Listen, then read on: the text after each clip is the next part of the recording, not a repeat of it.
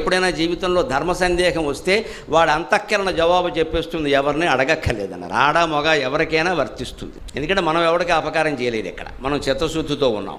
అనుమానం అయితే వచ్చింది, అంతే, పర్వాలేదు, చేసేయడమే.